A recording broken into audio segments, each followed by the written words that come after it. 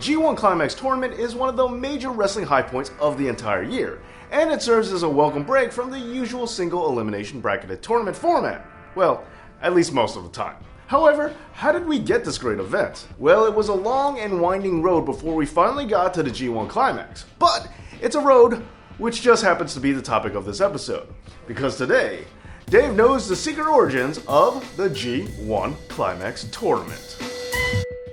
While not officially a part of the tournament's lineage, the G1 does derive itself from a long line of other tournaments, the first of which is the Japanese Wrestling Association's World League, which ran from 1959 to 1972. The JWA, of course, was where New Japan's founder, Antonio Inoki, came from before he created New Japan. But after its creation, a new annual tournament would begin taking place in 1974, with New Japan holding a World League of their own. Now, this tournament is not officially recognized as part of the G1's lineage either, nor are any of the tournaments that predate the G1 itself. But they are very similar, and even though New Japan would probably you forget they exist when thinking about the G1, I think it's still fair to say that they do serve as a sort of proto-climax, if you will. Now going back to examining New Japan's World League, because they really wanted to emphasize the world part of that name. So the tournament was broken down with 16 wrestlers separated into two groups. One group consisting of 8 Japanese wrestlers and another group consisting of 8 Gaijin or non-Japanese wrestlers. And for the record, that's how it was originally presented, and the term Gaijin is under debate by some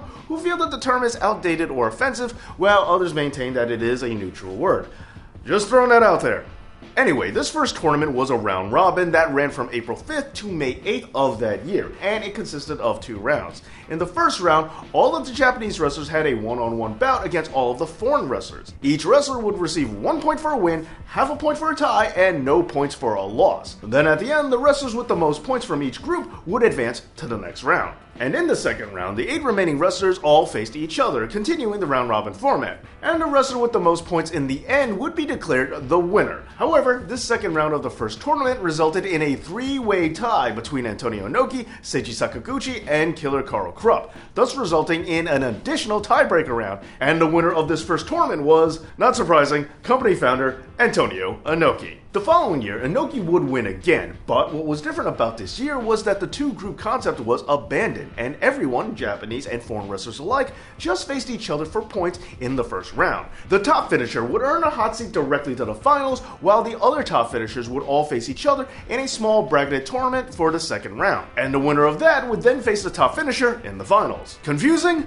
Yeah, well, maybe that's why they got rid of that idea the following year. Because in 1976, the tournament would just have everyone face each other in the opening round. The person with the most points, the top finisher, would then go directly to the finals to face the winner of the second round, which consisted of the next 3 top finishers. Then in 1977, the rules were made even simpler, with everyone just going at it in round 1, round robin style, and the top 2 point earners would just have a one-on-one bout to be crowned the winner. Oh, and the winner of the 1976 and 1977 tournament was Seiji Sakaguchi. And this new simple format would stick around until 1984, but the name of the tournament itself was about to change. Because in 1978, the tournament would be rebranded as the MSG League, which was named after the world-famous arena, Madison Square Garden. Now, this first MSG tournament actually took place in Tokyo's famous Kurame Kokogikan, a building known for holding sumo events, and not in the garden itself. And the renaming of the tournament was simply representing that it was part of a new line of programming called the Madison Square Garden Series. And this first MSG League tournament would only feature 9 wrestlers, and it saw in the finals Andre the Giant take on Antonio Inoki, and yet again, Inoki was victorious. He would continue to win the tournament until 1982 when he got injured, and in that year, Andre the Giant would win instead, making him the first foreigner to ever win. Then in 1983, the tournament would be rebranded yet again. This time it would be called the International Wrestling Grand Prix Tournament, named after the Grand Prix in racing. And the winner of this first ever IWGP tournament would win a championship title belt. But this is not to be confused with the IWGP Heavyweight Championship itself, because they're definitely not the same thing. This is kind of like how Braun Strowman won the greatest Royal Rumble title belt, but that belt is not the same as the WWE Universal Championship. Anyway, the winner of that belt from a 10-man tournament was the immortal Hulk Hogan. Then in 1984, there would be no additional rounds. Instead, the person with the most points was just the winner. That's it. And of course, the winner was, yet again, Antonio Inoki. Then in 1985, however, the tournament would switch to a single elimination bracket system, which was won by Andre the Giant. The following year, in 1986, it would feature a return to the point system and a return of the two groups idea. But this time, it would feature the more familiar Block A and Block B. The top two scores in each block would then face off against each other in the second round in a bracket-style system. But then in 1987, things would get easier yet again, because the top point earner of the A block would simply face the top point earner of the B block in the finals. Then in 1988, things would get streamlined even more, because there would just be one single block of only 5 wrestlers, and the winner of that tournament would have the right to face the reigning IWGP champion. Oh, and the winner of the 1986, 1987, and 1988 tournaments were, of course, you guessed it, Antonio Inoki. Now, moving on to 1989, the tournament would change names yet again.